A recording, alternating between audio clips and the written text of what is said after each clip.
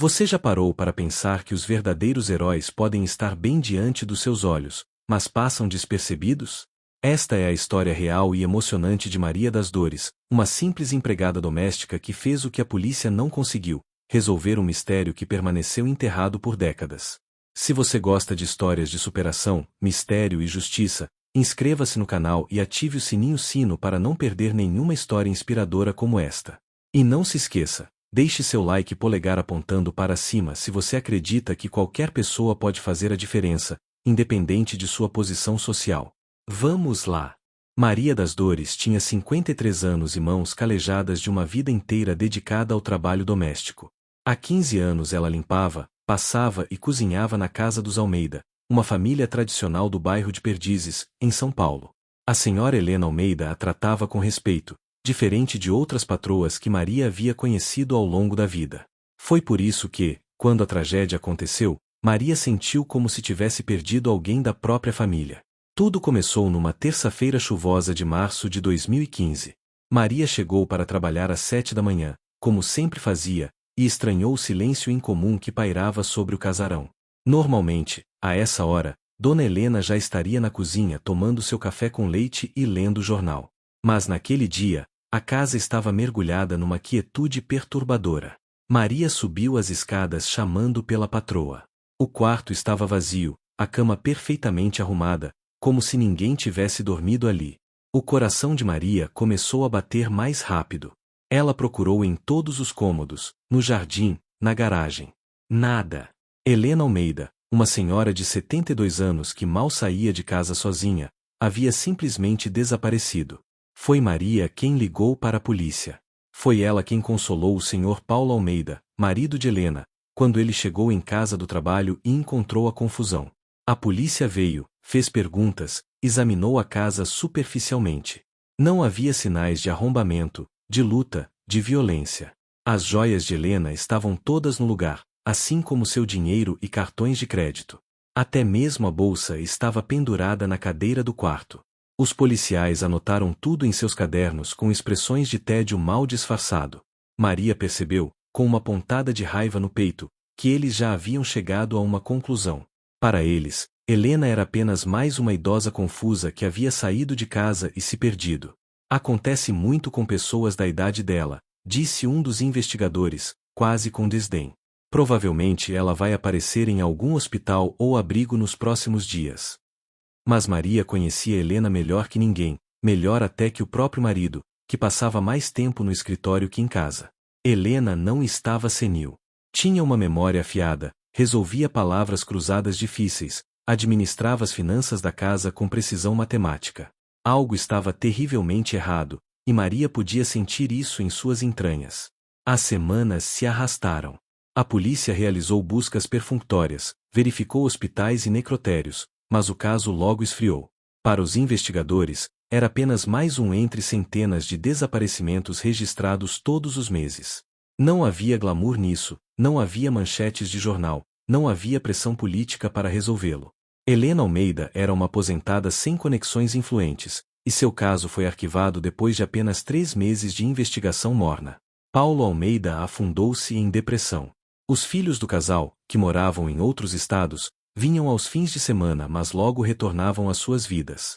E Maria continuava lá, limpando uma casa que parecia cada vez mais vazia, um mausoléu de memórias de uma mulher que havia sumido sem deixar rastros. Mas diferente de todos os outros, Maria não desistiu. Ela não podia. Toda noite, ao voltar para sua pequena casa na periferia, ela pensava em Helena. Onde estaria? Estaria viva? Estaria sofrendo? A polícia havia ignorado o caso, mas Maria das Dores, a empregada doméstica invisível aos olhos de muitos, estava apenas começando sua própria investigação. Maria começou onde a polícia deveria ter começado, prestando atenção aos detalhes. Durante anos trabalhando naquela casa, ela havia desenvolvido um conhecimento íntimo de cada canto, de cada hábito, de cada pequena rotina. E era justamente nesses detalhes aparentemente insignificantes que ela começou a encontrar as primeiras pistas. A polícia havia concluído que não houve arrombamento, mas Maria notou algo que os investigadores não perceberam: a porta dos fundos, que dava para o jardim, estava destrancada. Helena era meticulosa com segurança e sempre verificava todas as fechaduras antes de dormir. Maria sabia disso porque frequentemente encontrava bilhetes da patroa lembrando-a de trancar portas e janelas. Por que aquela porta estaria aberta? Outro detalhe: os remédios de Helena. A senhora tomava medicação para pressão alta todos os dias às 7 da manhã, um ritual que ela seguia religiosamente. Maria encontrou o comprimido daquele dia ainda no porta-comprimidos. Helena havia desaparecido antes de tomar seu remédio matinal, o que significava que seu desaparecimento ocorreu durante a madrugada ou bem cedo pela manhã. Mas para onde ela teria ido nesse horário? Maria decidiu conversar com os vizinhos, algo que a polícia havia feito de forma apressada e superficial. Dona Carmen, que morava 3 casas adiante, lembrava de ter ouvido um carro parando na rua por volta das 5 da manhã. Pensei que era o lixeiro, ela disse, mas depois percebi que era muito cedo. Um carro às 5 da manhã numa rua residencial tranquila. Por que a polícia não havia dado importância a isso? No quarto de Helena, Maria começou a procurar pistas com mais atenção. Foi quando encontrou, embaixo da cama, um pequeno pedaço de papel amassado. Era um recibo de uma floricultura no centro da cidade, datado de uma semana antes do desaparecimento. Maria estranhou. Helena nunca mencionara ter saído para comprar flores, e de fato não havia flores novas na casa. Por que ela teria ido a uma floricultura no centro, tão longe de casa? Maria pegou o ônibus até o centro na sua folga seguinte. A floricultura era um estabelecimento pequeno e antigo, espremido entre prédios comerciais. O dono, um senhor de aparência simpática chamado João, lembrou-se de Helena imediatamente. A senhora elegante, ele disse. Ela não veio comprar flores.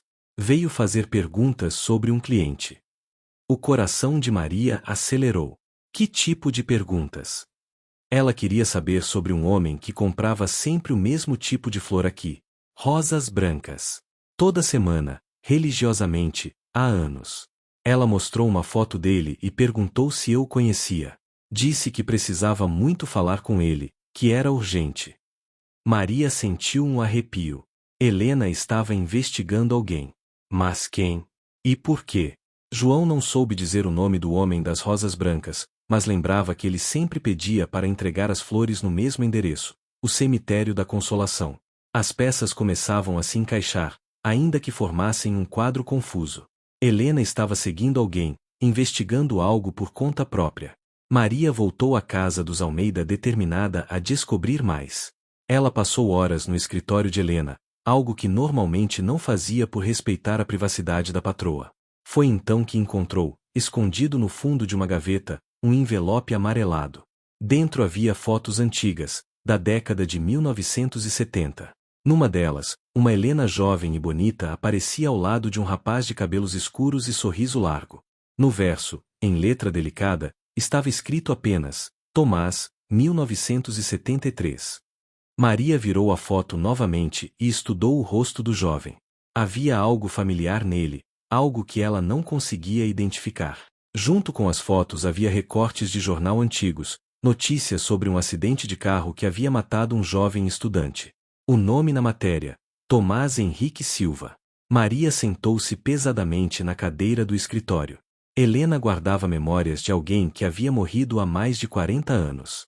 Alguém que, claramente, significava muito para ela. Seria esse Tomás relacionado ao homem das rosas brancas? Seria esse o segredo que Helena estava perseguindo? E mais importante, esse segredo teria custado seu desaparecimento? Maria sabia que precisava descobrir mais sobre Tomás. Na manhã seguinte, antes de ir trabalhar, ela parou na biblioteca pública e pediu ajuda ao bibliotecário para procurar notícias antigas nos arquivos digitalizados. Levou horas, mas finalmente ela encontrou reportagens mais completas sobre o acidente que havia matado o jovem Tomás em 1973. A história era trágica. Tomás Henrique Silva, 22 anos, estudante de engenharia, morreu quando seu carro caiu de uma ribanceira numa estrada mal iluminada. A polícia concluiu que foi um acidente causado por excesso de velocidade em noite chuvosa. Mas uma das reportagens mencionava que a família de Tomás havia contestado essa versão, afirmando que o rapaz era cauteloso e conhecia bem aquela estrada. As suspeitas da família, porém, nunca foram levadas a sério. Havia mais. Uma nota social do mesmo ano mencionava o noivado de Helena Ferreira com Paulo Almeida, apenas 3 meses após a morte de Tomás. Maria fez as contas. Helena e Tomás haviam sido namorados, talvez até noivos, antes do acidente. E pouco depois de sua morte, ela se casara com Paulo. Seria por amor ou por desespero? Maria voltou à casa dos Almeida com mais perguntas do que respostas. Ela precisava conversar com Paulo, mas como abordar um assunto tão delicado? Como perguntar sobre o passado de sua esposa desaparecida sem parecer intrometida? Ela decidiu ser direta. Uma tarde, quando Paulo chegou do trabalho com o olhar vazio de sempre, Maria serviu-lhe café e colocou as fotos sobre a mesa. Senhor Paulo, encontrei isto no escritório de Dona Helena. O senhor conheceu esse rapaz? Paulo pegou a foto com mãos trêmulas. Seu rosto empalideceu. Por um longo momento, ele apenas olhou para aquela imagem do passado, e Maria viu lágrimas se formarem em seus olhos. Tomás, ele murmurou. Faz tanto tempo que não ouço esse nome. E então Paulo contou a história que havia guardado por décadas. Ele e Helena haviam sido amigos de infância, mas quando chegaram à juventude, Helena se apaixonara por Tomás, um rapaz carismático e brilhante. Paulo amava Helena em silêncio, mas respeitava a felicidade dela. Quando Tomás morreu naquele acidente terrível, Helena ficou devastada. Foram meses de luto profundo, de depressão, de uma tristeza que parecia não ter fim. Paulo esteve ao seu lado durante todo esse período, oferecendo o ombro amigo, consolo, companhia. Eventualmente, esse carinho se transformou em algo mais. Eles se casaram, construíram uma vida juntos, tiveram filhos. Paulo sempre soube que Helena o amava, mas também sabia que uma parte do coração dela nunca deixará de pertencer a Tomás. Mas isso foi há tantos anos, disse Paulo, a voz embargada. Pensei que ela tivesse feito as pazes com o passado. Por que ela estaria procurando informações sobre Tomás agora, depois de tanto tempo? Maria contou-lhe sobre a floricultura, sobre o homem que levava rosas brancas ao cemitério toda semana. Paulo franziu a testa, confuso. Então, de repente, seus olhos se arregalaram com uma compreensão súbita. O irmão, ele disse. Tomás tinha um irmão mais novo. Rodrigo. Ele era apenas uma criança quando o acidente aconteceu, mas lembro que ele venerava o irmão mais velho. Depois do enterro, a família de Tomás se mudou, e nunca mais tivemos notícias deles. Finalmente, uma pista concreta. Maria precisava encontrar Rodrigo Silva. Ele era a chave para entender o que Helena estava investigando. No dia seguinte, Maria pegou folga do trabalho e foi ao cemitério da Consolação. Levou horas, mas ela finalmente encontrou o túmulo de Tomás Henrique Silva. E lá, frescos como se tivessem sido colocados naquela manhã, estava um buquê de rosas brancas. Maria esperou. Voltou ao cemitério no dia seguinte, e no outro. Na terceira semana, sua paciência foi recompensada. Um homem de cerca de 60 anos, cabelos grisalhos, chegou carregando rosas brancas. Maria o observou colocar as flores no túmulo, ajoelhar-se, permanecer ali em silêncio por longos minutos. Quando ele se levantou para ir embora, Maria se aproximou. Rodrigo Silva. Ele se virou, surpreso e imediatamente defensivo. Quem quer saber? Maria respirou fundo. Meu nome é Maria. Trabalho para Helena Almeida. Ela desapareceu há 3 meses, e eu acho que o senhor pode saber por quê. O rosto de Rodrigo se transformou, passando pela surpresa, pelo medo, e finalmente pela dor. Desapareceu? Ele sussurrou. Meu Deus, então eles descobriram. Maria levou Rodrigo a uma cafeteria próxima ao cemitério. Ele estava visivelmente abalado, suas mãos tremiam ao segurar a xícara de café. Durante minutos que pareceram eternos, ele apenas olhou para a bebida, claramente travando uma batalha interna sobre o quanto deveria revelar. Finalmente, ele começou a falar. Meu irmão não morreu em um acidente, Rodrigo disse, sua voz carregada de uma amargura cultivada por décadas. Ele foi assassinado. Eu sempre soube disso, mas era apenas uma criança de 9 anos. Ninguém me levou a sério. Meus pais estavam destruídos demais pela dor para investigar adequadamente, e a polícia estava mais interessada em fechar o caso rapidamente. Ele contou que, na noite em que Tomás morreu, o irmão havia dito a ele que iria encontrar alguém importante, alguém que tinha informações sobre negócios sujos envolvendo pessoas poderosas. Tomás trabalhava meio período em um escritório de contabilidade enquanto estudava, e havia descoberto irregularidades graves nas contas de um cliente influente. Ele estava empolgado, mas também nervoso. Rodrigo relembrou, os olhos perdidos no passado. Disse que, se conseguisse provar o que suspeitava, seria uma bomba. Que pessoas importantes iriam para a cadeia. Fez-me prometer que, se algo acontecesse com ele, eu contaria a Helena. Mas quando tentei falar com ela depois do enterro, ela estava tão despedaçada que não consegui. E então ela se casou e se mudou, e eu perdi contato. Durante todos esses anos, Rodrigo nunca abandonou a busca pela verdade sobre a morte do irmão.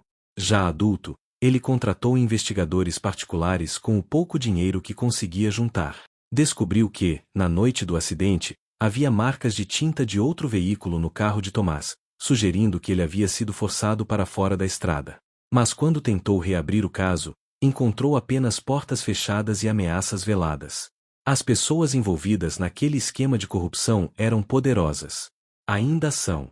Alguns já morreram, mas seus filhos herdaram não apenas a fortuna, mas também os segredos sujos.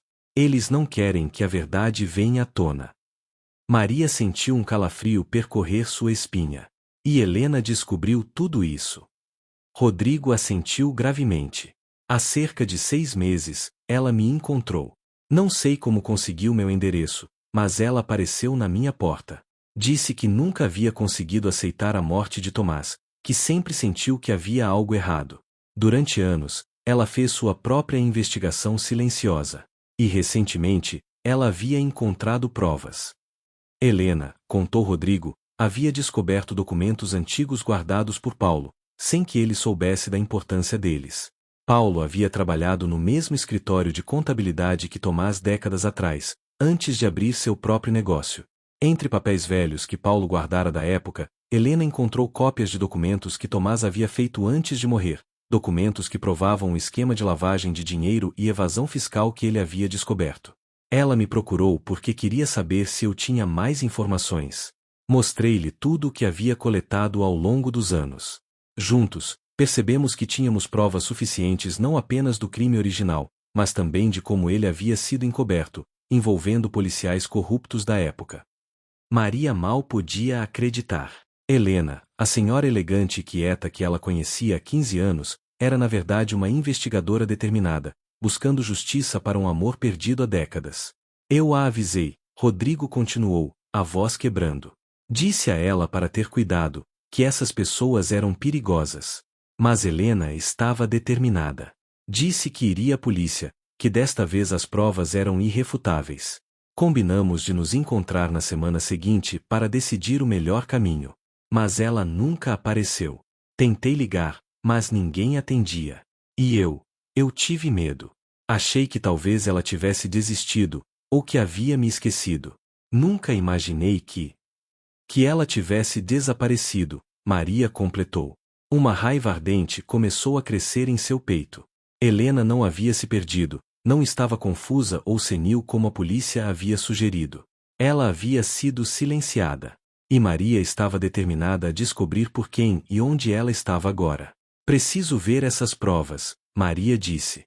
Preciso saber contra quem estamos lutando. Rodrigo hesitou, mas havia algo nos olhos determinados daquela empregada doméstica que o convenceu. Ela não desistiria. Assim como Helena não havia desistido, assim como ele próprio não havia desistido durante todos esses anos.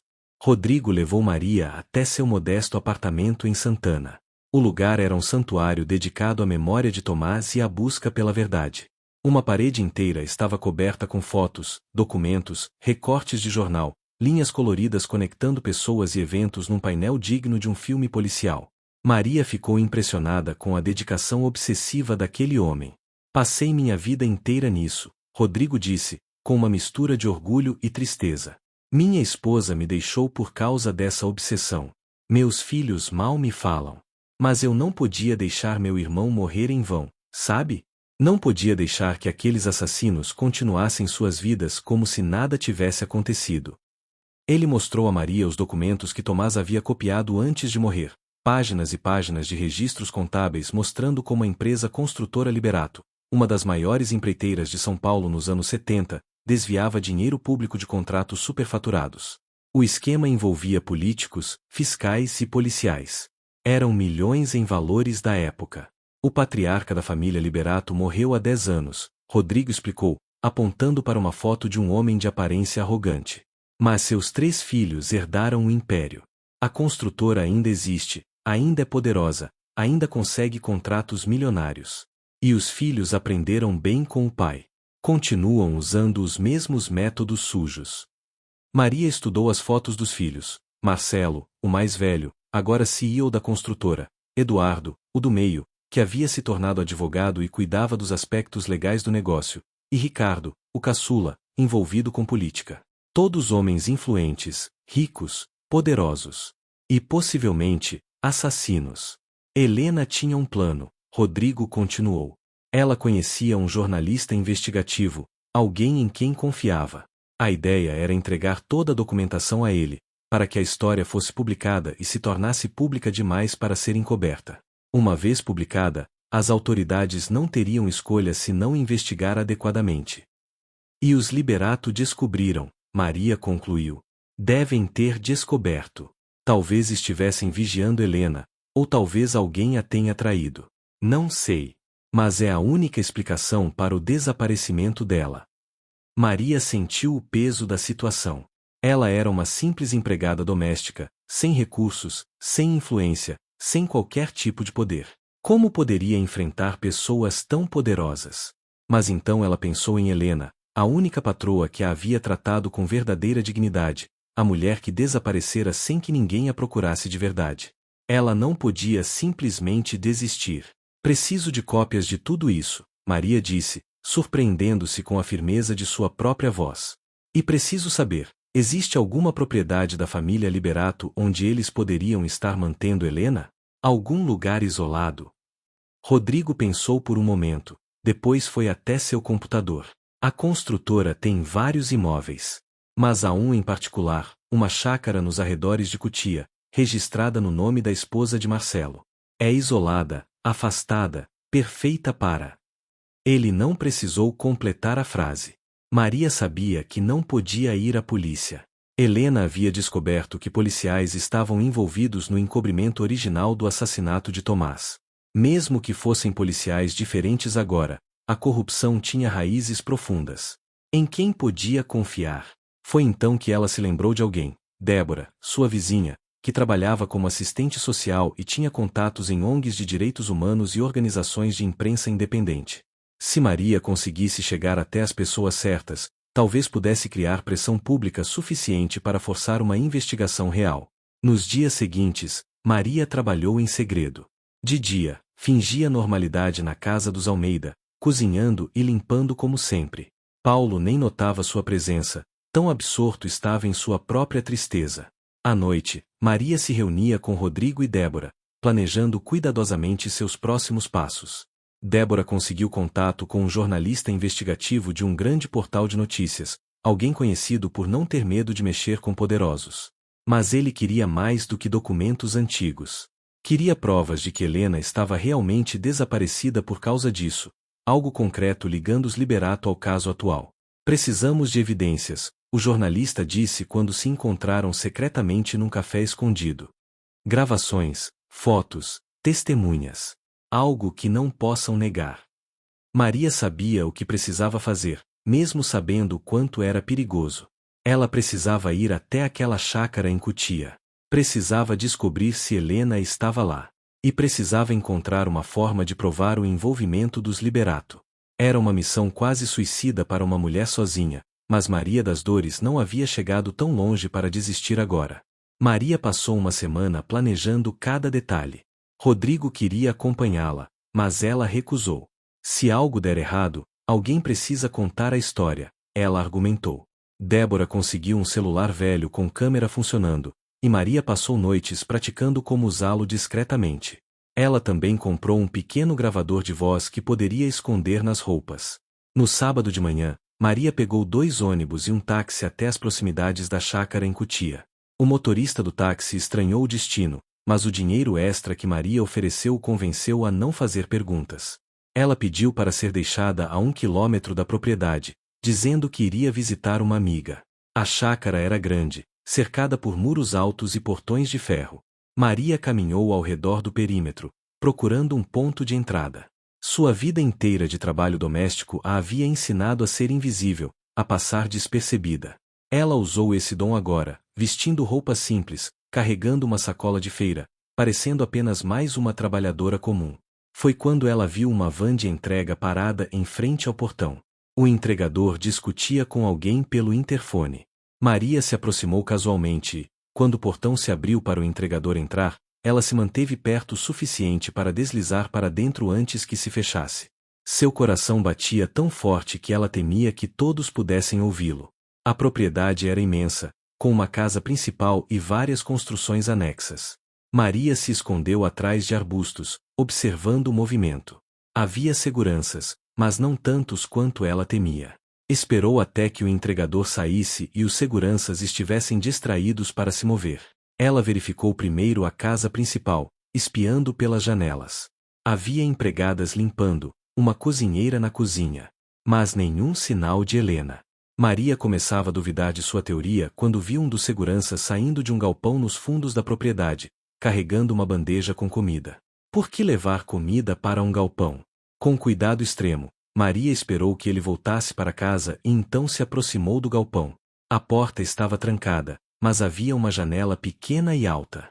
Maria empilhou algumas caixas velhas que encontrou por perto e conseguiu se içar até poder ver lá dentro.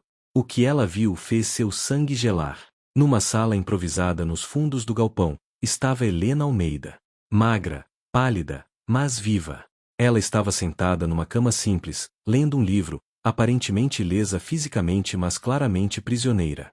Maria quase gritou de alívio, mas se controlou. Ela precisava de provas. Silenciosamente, tirou o celular e começou a filmar pela janela, certificando-se de capturar Helena claramente. Depois, fotografou o exterior do galpão, a placa com o endereço da propriedade na entrada que ela havia memorizado, tudo que pudesse servir como evidência. Foi quando ouviu vozes se aproximando. Maria se jogou no chão atrás das caixas, mal respirando. 2 homens passaram perto do galpão, conversando. Ela reconheceu as vozes das fotos que Rodrigo tinha, Marcelo e Eduardo Liberato. Quanto tempo vamos mantê-la aqui? Perguntou Eduardo, impaciente. Até termos certeza de que ela não compartilhou essas informações com mais ninguém, respondeu Marcelo. O advogado está cuidando disso. Se descobrirmos que ela contou para outras pessoas, teremos que resolver o problema de forma mais permanente. Maria ativou o gravador no bolso, seu coração disparado. Eles continuaram conversando, discutindo como haviam interceptado as comunicações de Helena, como a haviam atraído para fora de casa na madrugada com uma ligação falsa sobre um acidente envolvendo Paulo. Confessavam tudo, sem saber que cada palavra estava sendo gravada. Quando eles finalmente se afastaram, Maria esperou alguns minutos eternos antes de se mover. Ela precisava sair dali e levar essas provas para o jornalista. Mas como simplesmente abandonar Helena, agora que sabia onde ela estava? Maria tomou uma decisão. Procurou uma pedra grande o suficiente e bateu na janela da porta do galpão, quebrando o vidro. Sirenes imediatamente começaram a soar. Ela correu até uma parte diferente da propriedade, longe de Helena, fazendo barulho propositalmente para atrair os seguranças na direção errada. Funcionou. Enquanto os seguranças corriam em sua direção, Maria viu pela distância que Helena havia saído do galpão pela porta que se destravara com o alarme, correndo em direção ao portão principal. Quando os seguranças finalmente alcançaram Maria, já havia vizinhos na rua atraídos pelo barulho, e Helena estava livre. A polícia chegou minutos depois, chamada pelos vizinhos. Maria foi detida, mas ela tinha o celular escondido em suas roupas íntimas e o gravador ainda funcionando. Quando finalmente conseguiu contato com Débora, que trouxe o jornalista, tudo se desenrolou rapidamente. As gravações de Maria e as filmagens de Helena prisioneira eram provas irrefutáveis. Combinadas com os documentos históricos que Rodrigo havia guardado, a história explodiu na mídia. A pressão pública foi imensa.